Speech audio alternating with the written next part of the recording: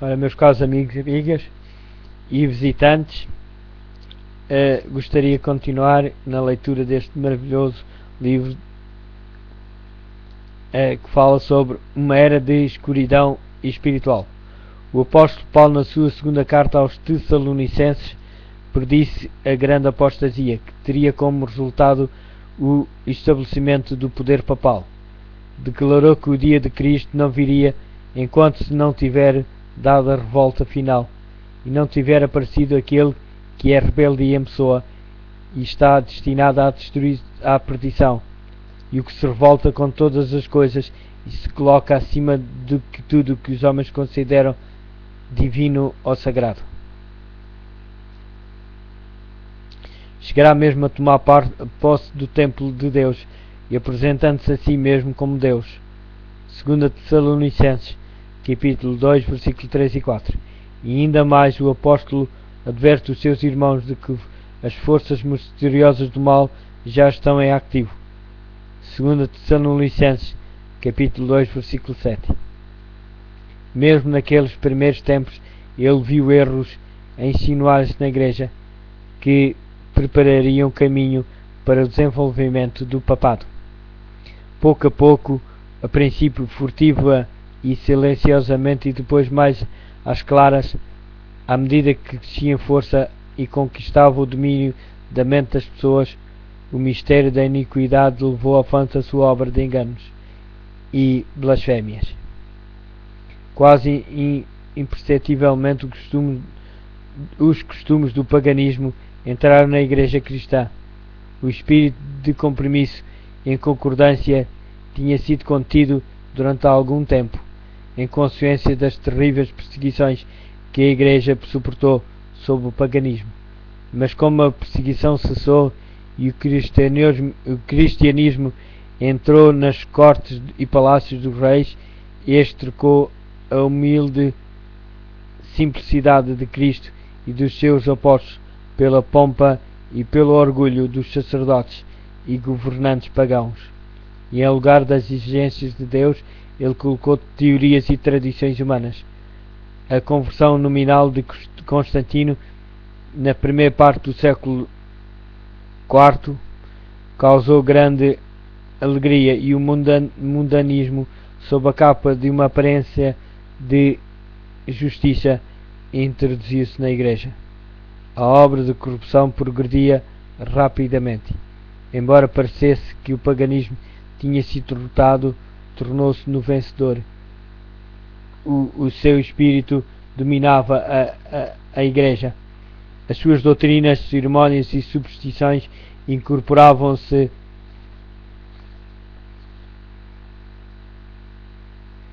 na fé e no culto dos que se diziam seguidores de Cristo. Este compromisso entre o paganismo e o cristianismo teve como resultado o desenvolvimento do homem do pecado. Predito na profecia como opondo-se a Deus e exaltando-se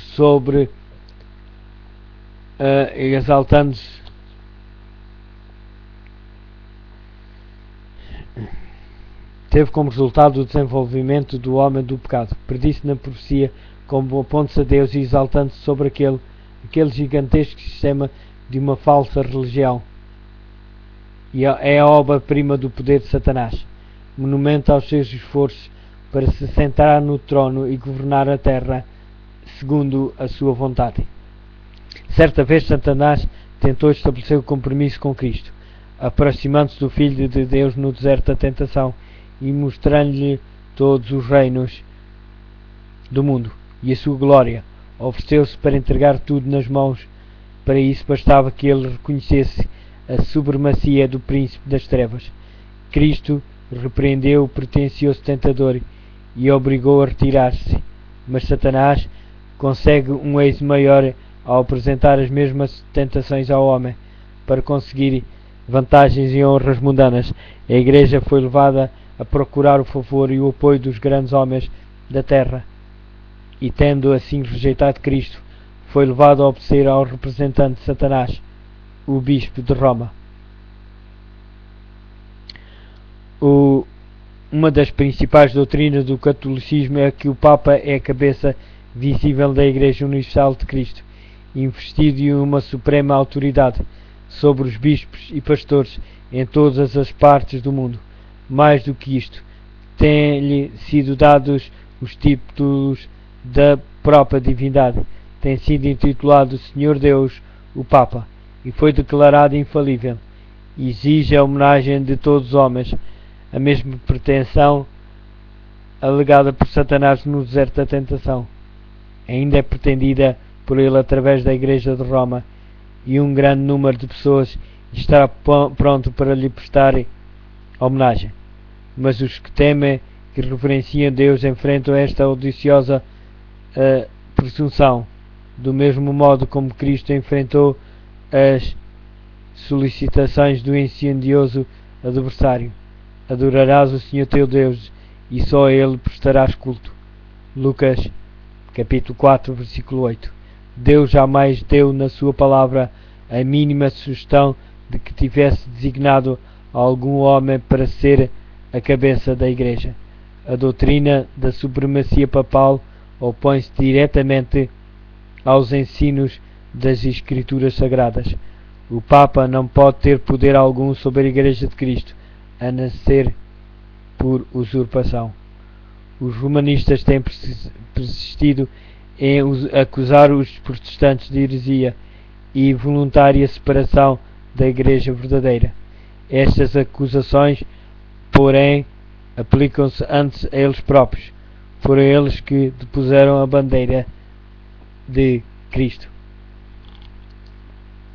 e se afastaram da fé, confiada aos crentes de uma vez para sempre.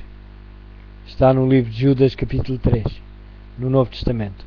Satanás bem sabia que as Sagradas Escrituras tornariam os homens capazes de discernir os seus enganos e resistir ao seu poder.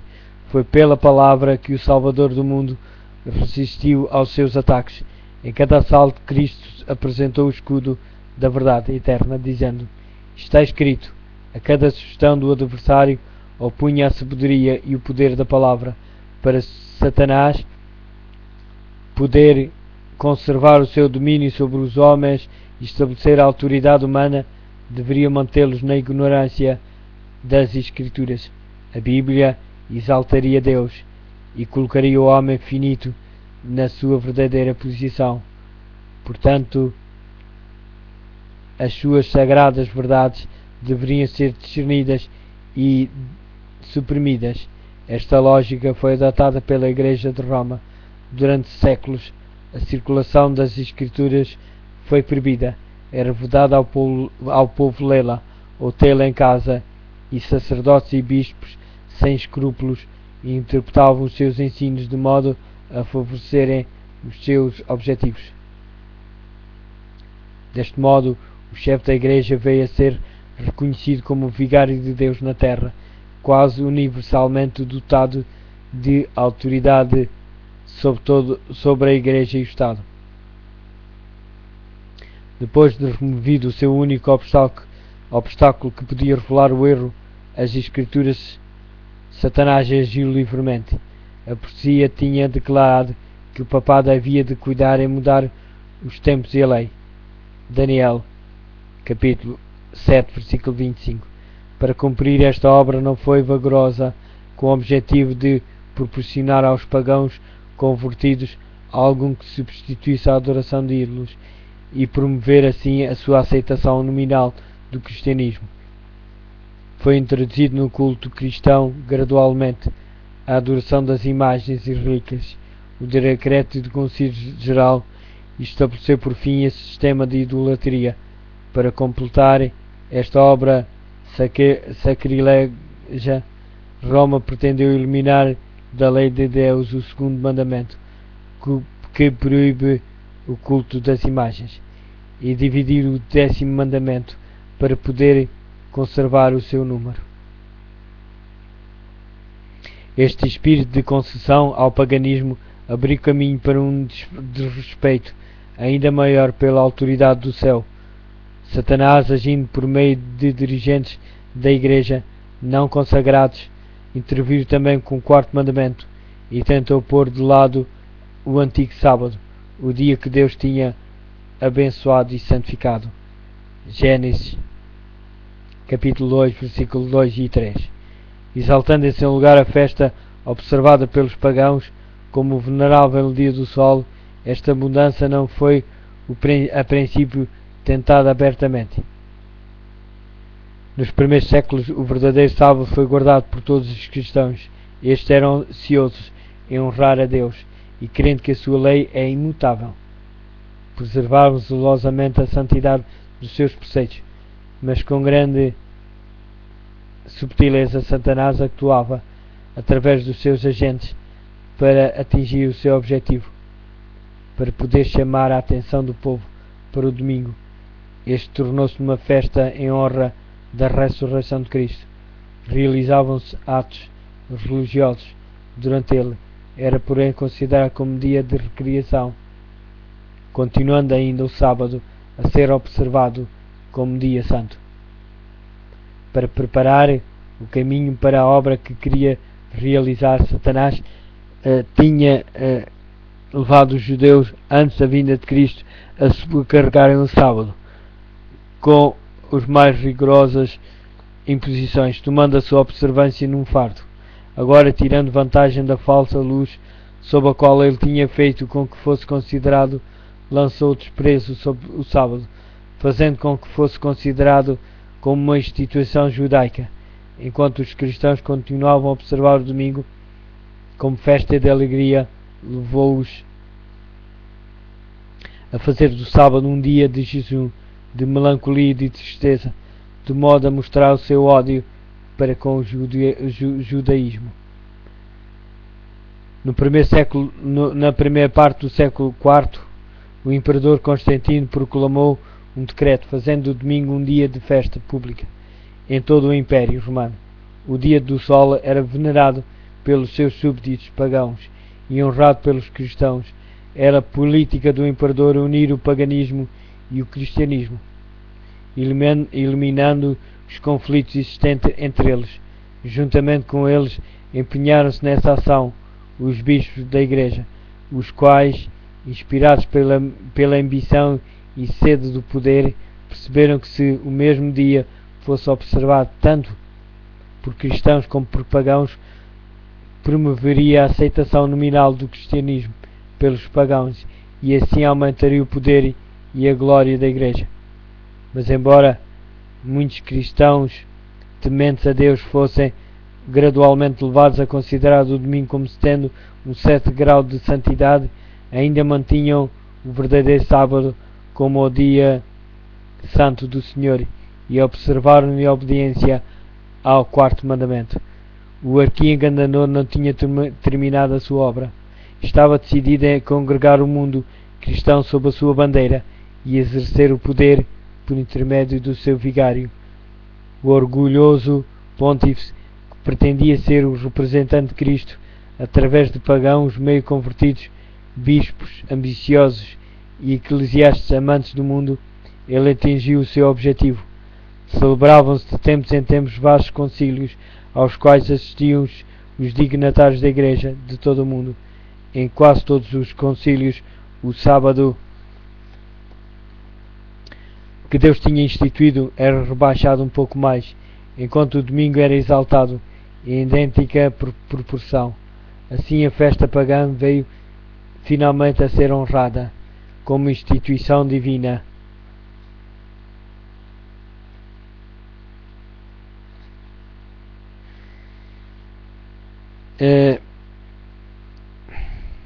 Um pouco mais enquanto o domingo era exaltado em idêntica proporção.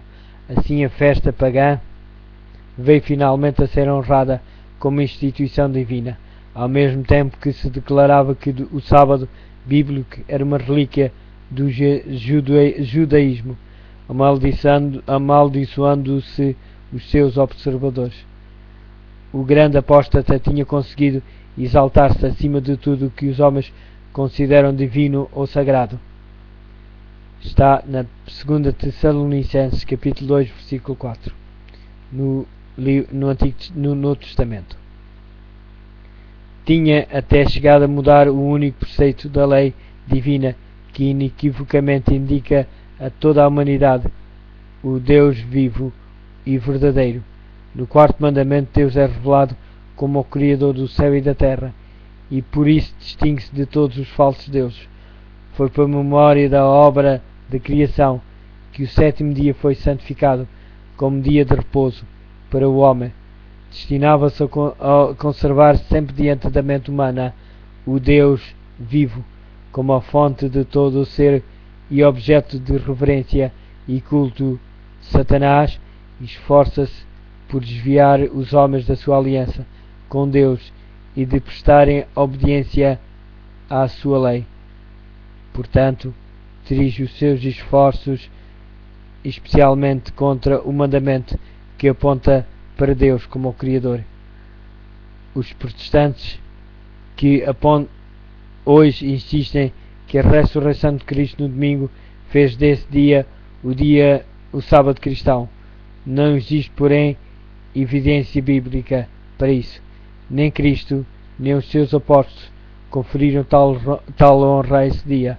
A observância do domingo como instituição cristã teve origem nas forças misteriosas do mal. 2 Tessalonicenses capítulo 2, versículo 7, que já no templo de Paulo tinha começado a sua obra. Onde e quando é que o Senhor adotou este filho do papado? Que razão válida se poderá dar para uma mudança que as Escrituras não sancionam? No século VI, o papado estabeleceu-se solidamente, fixou-se a sede do seu poder na cidade imperial, e foi declarado que o bispo de Roma era a cabeça de toda a Igreja. O paganismo cedeu lugar ao papado. O dragão dera à besta o seu poder, o seu trono e a sua grande autoridade. Apocalipse, capítulo 13, versículo 2. E começaram então os 1260 anos da opressão papal, perdidos nas profecias de Daniel e Apocalipse. Em Daniel capítulo 7, versículo 25. Daniel é no Antigo Testamento. Apocalipse no Novo Testamento, o último livro da Bíblia, é no capítulo 13, versículo 5 a 7. Os cristãos foram obrigados a optar entre renunciar à sua integridade e aceitar as cerimónias e cultos papais, ou passar a vida nas prisões a sofrer a morte com instrumentos de tortura pela fogueira ou pelo machado do carrasco.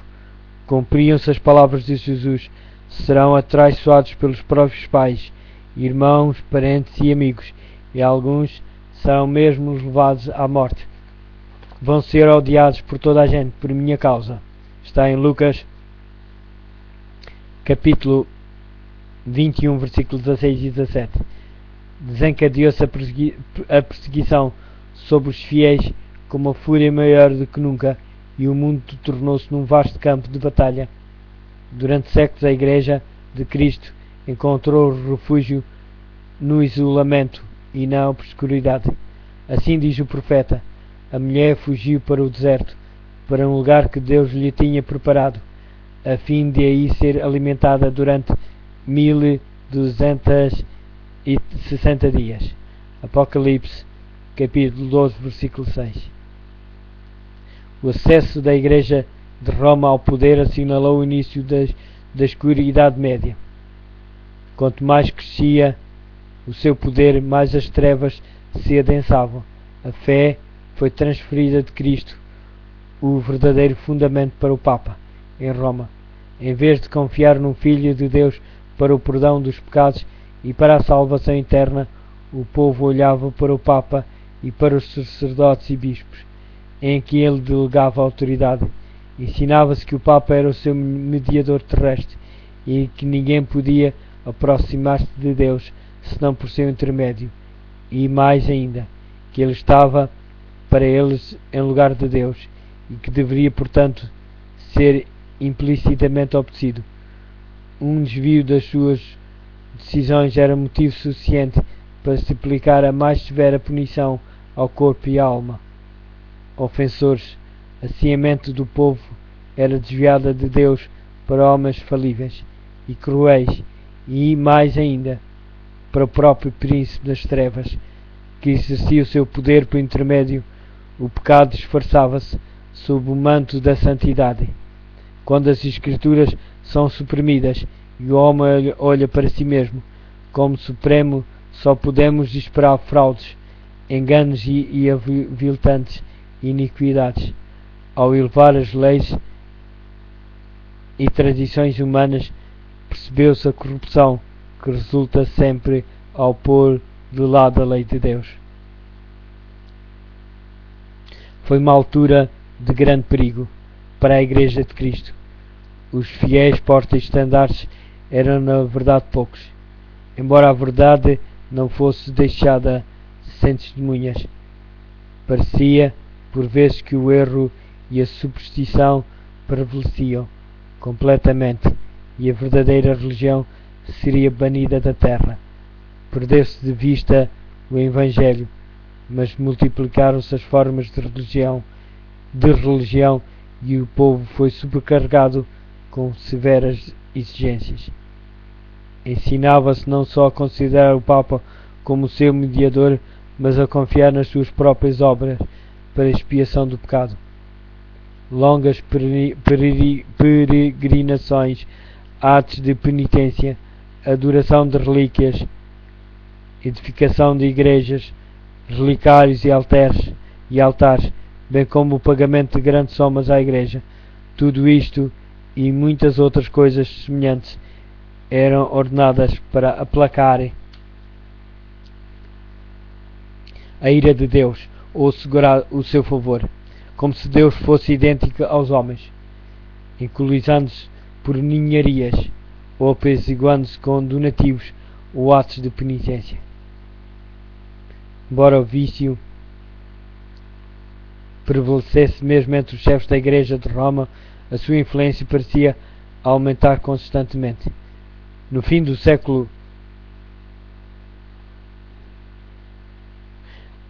Já no fim do século VIII, os romanistas começaram a sustentar que no princípio da Igreja os bispos de Roma tinham possuído o mesmo poder espiritual que assumiam agora. Para confirmar essa pretensão, era preciso empregar alguns meios para lhe dar aparência de autoridade, e isto foi prontamente sugerido pelo pai da mentira. Os monges forjaram escritos antigos. Foram descobertos decretos de concílios de que nunca se tenha ouvido falar, estabelecendo a supremacia universal do Papa, desde os primeiros tempos, e a Igreja, que tinha rejeitado a verdade, avidamente aceitou estes enganos. Os poucos fiéis que construíram sobre o verdadeiro fundamento, está em 2 Coríntios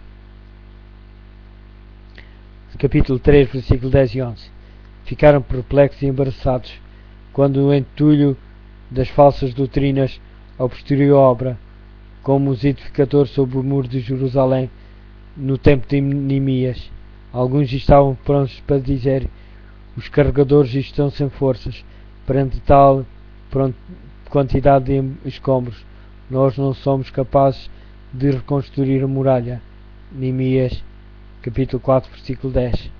Cansados da constante luta contra a perseguição, a fraude, a iniquidade e todos os outros obstáculos que Satanás tinha sido capaz de inventar para deter o seu progresso, muitos dos fiéis edificadores desanimaram e, por amor à paz e à segurança da sua propriedade e da sua vida, desviaram-se do verdadeiro fundamento. Outros, sem se intimidarem com a oposição dos seus inimigos, declaravam corajosamente: não tenham medo deles, lembrem-se que o Senhor é grande e terrível.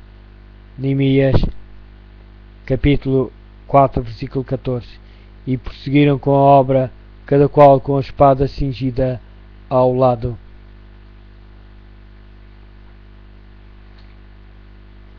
O mesmo espírito de ódio e oposição à verdade tem inspirado os inimigos de Deus em todos os tempos, e a mesma vigilância e fidelidade tem sido exigida dos seus servos.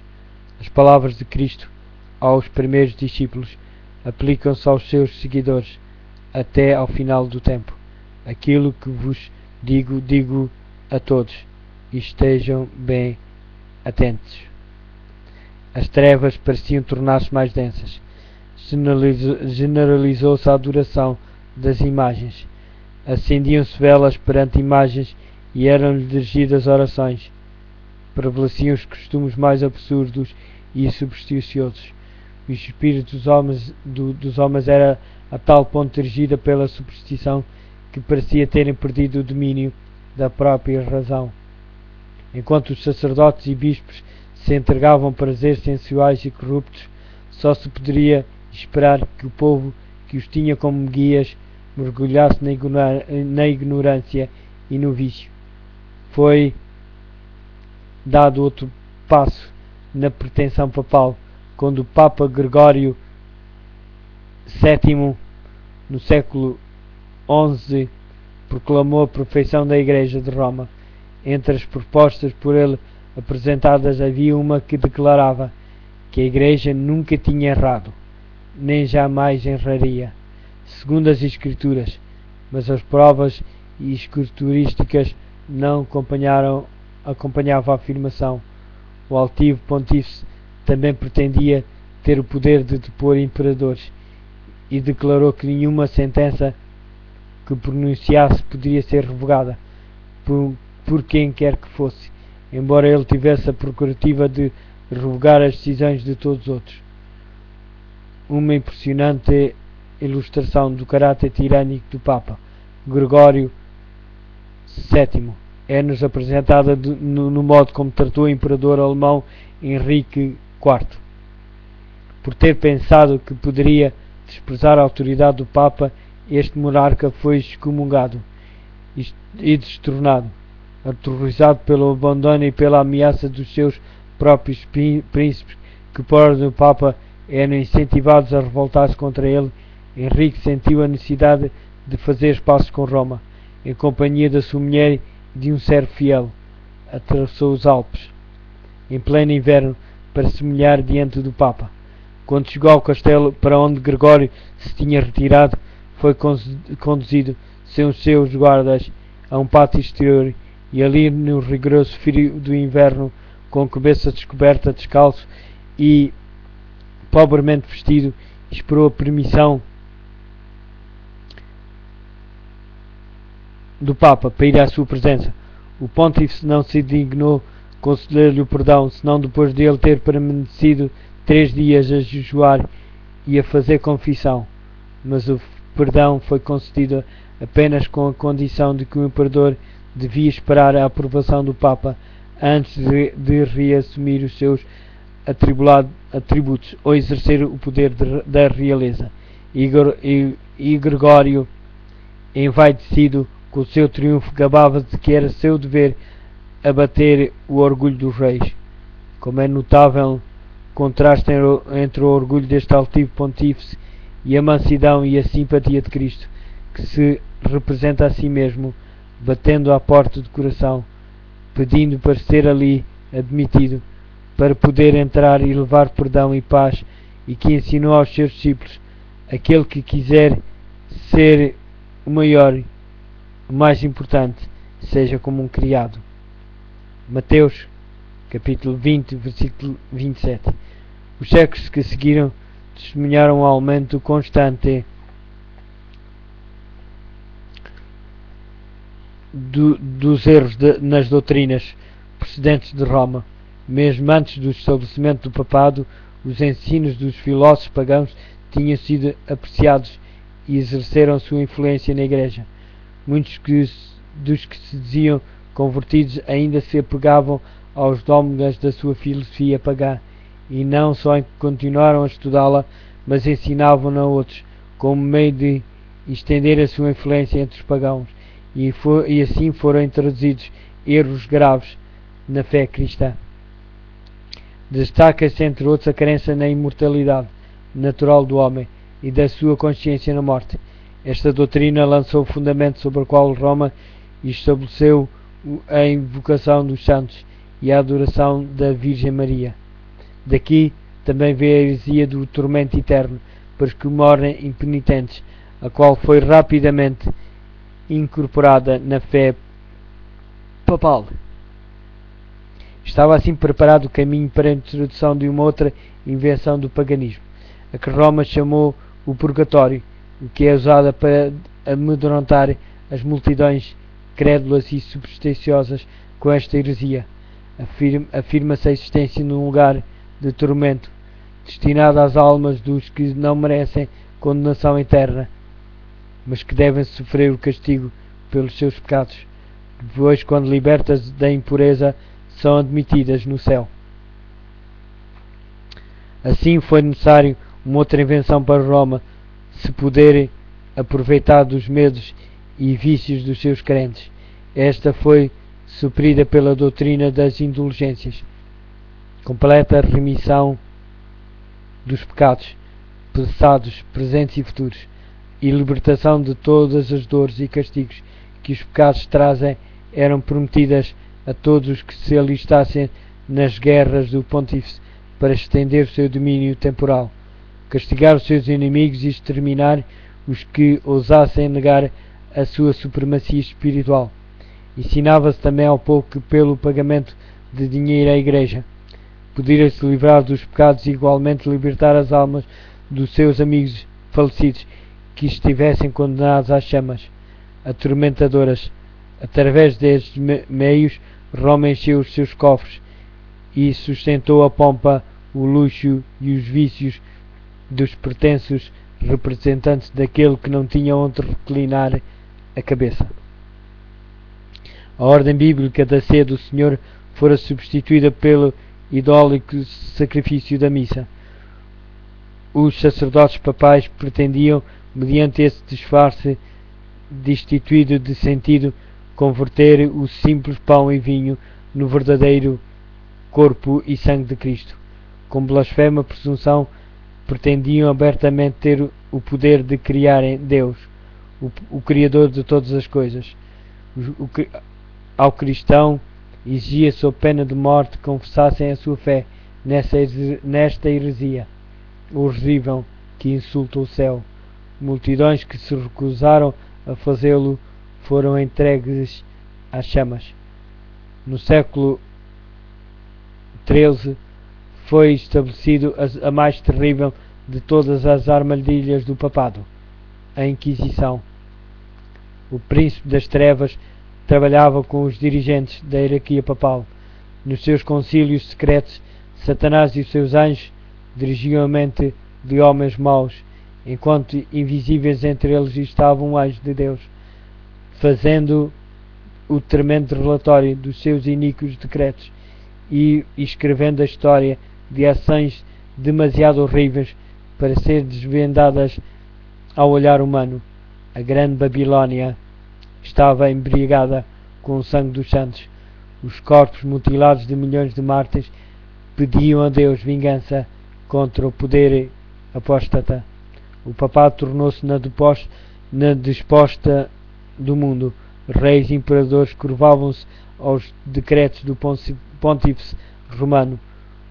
O destino dos homens, tanto temporal como eterno, parecia estar sob o seu domínio.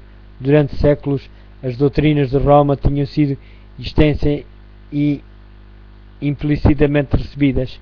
Os seus ritos irreverentemente praticados, as suas festas de uma forma geral observados. O seu clero era honrado e liberalmente mantido. Nunca a Igreja de Roma atingiu maior dignidade, magnificência ou poder. Mas o meio-dia do papado foi a meia-noite do mundo. As Sagradas Escrituras eram quase desconhecidas, não só pelo povo, mas também pelos sacerdotes. Como os fariseus de outrora, os dirigentes papais odiavam a luz que revelaria os seus pecados. Uma vez removida a lei de Deus, a norma de justiça, eles exerciam poder sem limites e praticavam os vícios sem restrições. Prevaleciam a fraude, a avareza, a libertinagem. Os homens não recuavam perante nenhum crime. com o qual pudessem adquirir riqueza ou posição. Os palácios dos papas e bispos eram cenários da mais devassidão.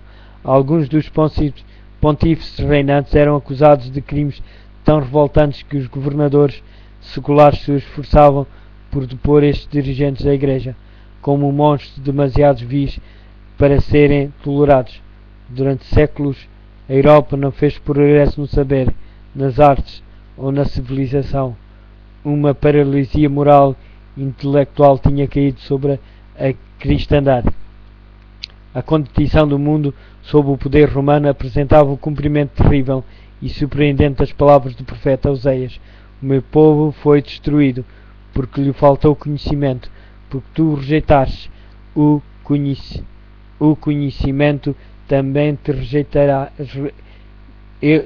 eu te rejeitarei, visto que te esqueceste da lei do teu Deus, também eu me esquecerei dos teus filhos. Oseias, capítulo 4, versículo 6. Não há verdade, nem benignidade, nem conhecimento de Deus na terra. Só prevalecem o perjurar e o mentir, e o matar e o furtar e o adulterar, e há homicídios sobre homicídios. Oseias, capítulo 4, versículo 1 e 2. Foram estes os resultados de ter saído banido a palavra de Deus. Capítulo 2.